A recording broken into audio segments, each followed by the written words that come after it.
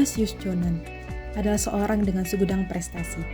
Beliau pernah menjabat sebagai Menteri ESDM, Menteri Perhubungan, dan juga Direktur Utama atau Dirut PT KAI tahun 2009 hingga 2014. Di bawah kepemimpinan beliau, Kereta Api Indonesia memiliki wajah baru yang jauh lebih baik dari sebelumnya.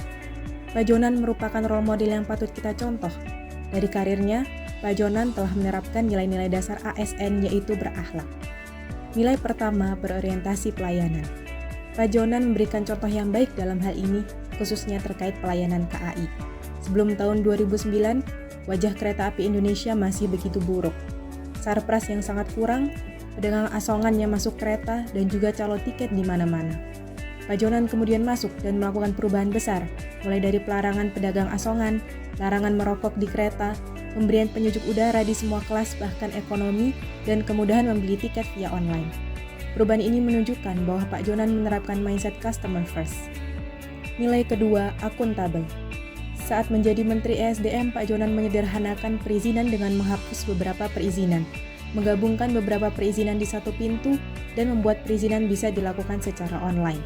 Pak Jonan menerbitkan Peraturan Menteri ESDM Nomor 29 Tahun 2017 terkait perizinan pada usaha minyak dan gas bumi.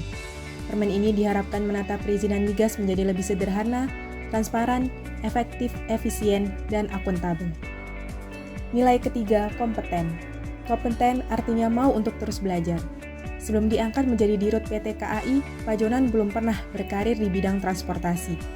Walaupun begitu, Pak Jonan menggunakan pengetahuan dan pengalaman yang ia dapat sebelumnya hingga berhasil memajukan layanan kereta api Indonesia. Di tahun 2014, PT KAI berhasil meningkatkan penumpang hingga 50% dibandingkan tahun 2009. Nilai keempat, harmonis. Harmonis artinya saling peduli. Pak Jonan menunjukkan sikap kepedulian untuk masyarakat yang berada di daerah 3T yang kesulitan mengakses BBM. Harga BBM di daerah 3T tergolong sangat tinggi karena langka. Untuk mengatasi hal ini, Pak Jonan membuat kebijakan BBM satu harga dengan cara membangun 170 penyalur BBM satu harga di daerah tersebut. Nilai kelima, loyal. Loyal artinya berdedikasi dan mengutamakan kepentingan bangsa. Pak Jonan merupakan sosok dengan segudang prestasi. Beberapa di antaranya menunjukkan bahwa beliau loyal dengan negara Indonesia. Beliau merupakan kunci di balik pengambil alihan Blok Rokan dan negosiasi PT Freeport Indonesia, yang keduanya merupakan sumber daya migas dan mineral yang bernilai strategis. Blok Rokan yang awalnya dikelola oleh PT Chevron sejak 1971, kini dikelola full 100% oleh Pertamina. Kini saham PT Freeport Indonesia juga mayoritas telah dipegang oleh Indonesia, yang sebelumnya mayoritas dikuasai oleh asing. Nilai keenam, adaptif.